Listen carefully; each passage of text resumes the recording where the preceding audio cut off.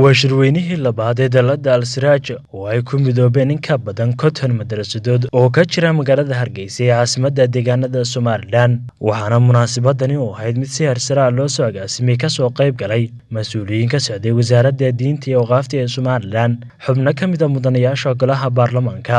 culimaaddin ganacsato kala duwan badi maamulayaasha madaarista ku midowday daladani hoggaanka sare ee dalada mas'uuliyiin iyo marti sharaf kale waxaana shirweynahani oo daarana u diyaar garowga weynaynta bisha Ramadaan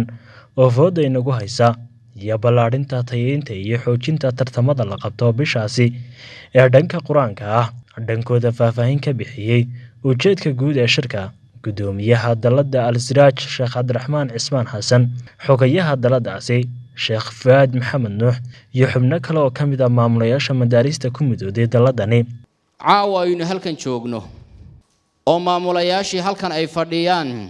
maamulayaashii oo kali ah macallimiintii aanay markaa joogin way macallimiintu haday yimaadaan halkan ma qaadi karto waa maamulayaashii oo kaliya waxa uu kulan kari daaran yahay aynu iskugu nimid tartankii Ramadaanka ahaa u diyaar garowgoodii iyo wada tashigoodii ayagu awalan naftooda ku tashanayaan kadibna ay walaalada markaa maxaanadahay ahlul khayrka ee khayrka jecel ay ku tashanayaan si ay khayrka iyo wanaagga ay hayaan ay ula wadaagaan akhiran waxaan ku gabagabeynayaa kelmadayda iyo hadalkayga quraankii maanta waa inoo baahan yahay garab istaagiisa iyo kaalmeynteena inaka u baahan qof walba wixii uu quraankii iyo meesha kaga aadan ee uu markaa ka qaban karo inuu ka qabto dhammaanna aynu u kacno waxaanad ogaataan kalaamka ilaahay dagaal baa lagula soo qaaday oo dagaal baa lagula jiraa laakiin ma dareensanin bilxaqiiqa quraanka ilaahay wala dagaalamaya gaalaana markaa doonaysa inay la dagaalanto gacmaheena ka saarto laakiin dadka markaa muslimiinta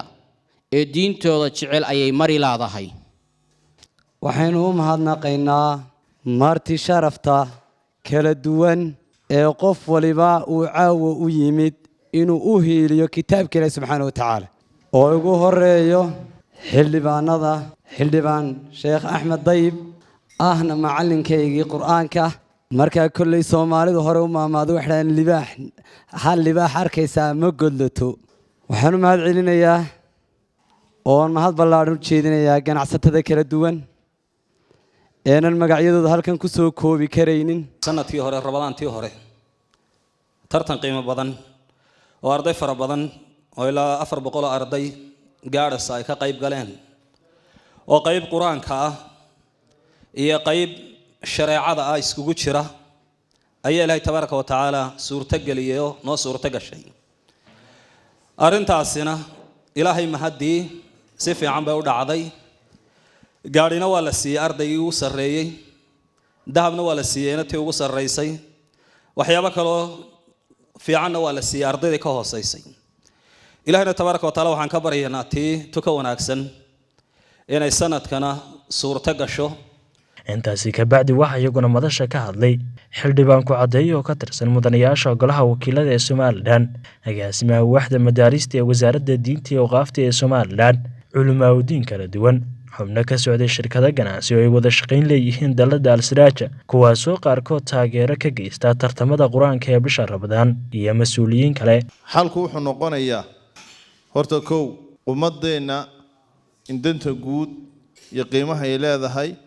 iyo ku wacyigelinteeda aynu ka qayb qaadano inaynu ka qayb qaadano nidaamka iyo maamulka si aynu dacwadda iyo diinta uga faa'iideyn karno waa arrin laga maarmaan iyaduna ka wasaaradahan waxaan qirayaa ama halkan ka sheegayaa dalada Siraaj waa sanadkii labaad ee ay wasaaradda diinta iyo awqaafta ka diiwaan gashan tahay wasaaradda diinta iyo awqaafta labada sano ka hor imtixaan aad ayay marisay daladan iyagoo ikhtibaaraya ama eegaya sabirka iyo taxamulka ay u leeyihiin isku xidhnaanta wasaaradda diinta iyo awqaaftu shuruudo badan bay u dhigtay si ay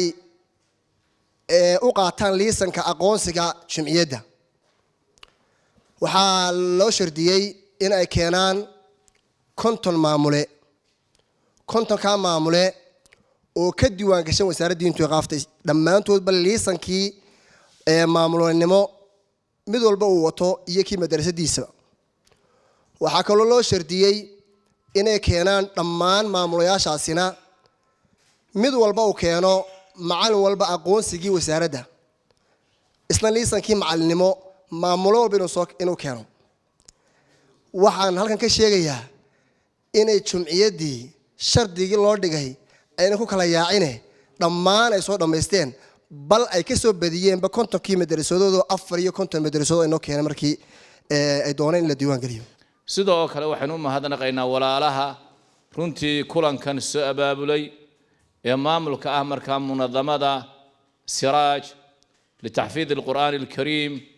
ilaahayna subxaanahu wa tacaala waxaynu uga baryaynaa himiladooda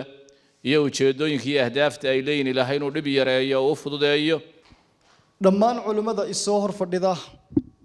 xuduurkiina iyo juhdiga iyo dadaalka aad kitaabkii ilaahay caawa aynu u fadhino waxaan ilaahay ka baryayaa subxaanahu wa tacaala inuu jannaadkiisana inagu casuumo kitaabka qur'aanka fikirkiisa iyo hankiisa iyo wadatashigiisana ilaahay subxaanahu wa tacaala uu jannaad inoogu bedelo habeenkani habeenada kale waa ka duwan yahay waa habeen ay wada joogaan ama aanu la joogno dad sida kitaabka ilaahay subxaanahu wa tacaala runtii caawa farxad ayay noo tahay inaanu munadamada siraaj shirweynahan labaad ee maamulayaasha ay ugu tala gashay inaanu kala soo qayb galno runtii munadamada siraaj waxay ka mid tahay munadamaadka sida fiican noola shaqeeyey rasuulkeena sallallahu alayhi wasallam wuxuu noo sheegay dadka ugu khayrka badan man tacallama alqur'aana wa 'allama dadka quraanka barta quraankana sii bara wax loo barbar dhigo kale ma jiro waxa ugu la barto ugu wanaagsan waa quraankii ilaahay aad baan ugu faraxsanahay marka koobaad inaan ka soo qayb galo kulankan qiimaha leh maamulayaal hormood u ah dugsiyo lagu xifdiyo quraanka iskugu yimaadeen iyo munadamada kulmisay runtii waa wax lagu farxo